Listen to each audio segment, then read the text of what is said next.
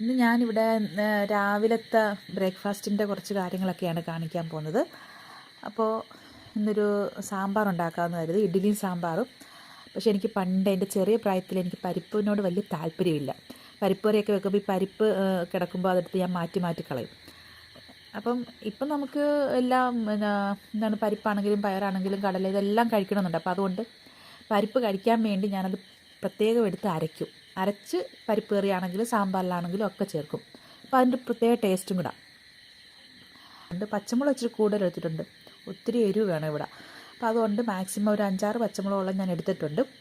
അതും അരിഞ്ഞിട്ടിട്ടുണ്ട്. ഒരു നുള്ളു മഞ്ഞൾപ്പൊടി ഇട്ട് വേവിക്കുകയാണെങ്കിൽ നമുക്ക് വലുതായിട്ട് ഗ്യാസിൻ്റെ പ്രശ്നം ഉണ്ടാക്കത്തില്ല. അപ്പോൾ ആ ഒരു പച്ചമണമൊക്കെ മാറുകയും ചെയ്യും, ആ എണ്ണയുടെ ആ ഒരു ടേസ്റ്റും കിട്ടും. അപ്പോഴേക്കും നമ്മൾ കുക്കർ അടുപ്പിൽ വെച്ചിട്ടുണ്ട്. അപ്പം തീ കുറവായതുകൊണ്ട് നല്ല സമയം പിടിക്കും ഇതൊക്കെ റെഡിയായിട്ട് വരണമെങ്കിൽ. പിന്നെ ഞാൻ ഇഡ്ഡലി പുഴുങ്ങാൻ വേണ്ടി എല്ലാം തയ്യാറെടുത്ത് ഇഡ്ഡലി പാത്രത്തിലോട്ടെല്ലാം മാവെല്ലാം ഒഴിച്ച് സെറ്റാക്കി അത് അടുപ്പിൽ വെച്ചു.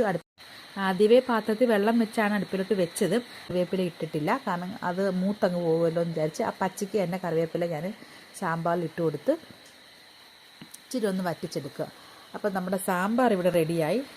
സാമ്പാർ സംഭവം സൂപ്പറായിരുന്നു. ഉച്ചയ്ക്കത്തെ ചോറിൻ്റെ കൂടെയും കഴിക്കാം, രാവിലത്തെ പലഹാരത്തിൻ്റെ കൂടെയും കഴിക്കാം. നല്ല അടിപൊളി സാമ്പാറായിരുന്നു. ഇതുപോലെ ഒന്ന് എല്ലാവരും ഒന്ന് ട്രൈ ചെയ്ത് നോക്കണം കേട്ടോ.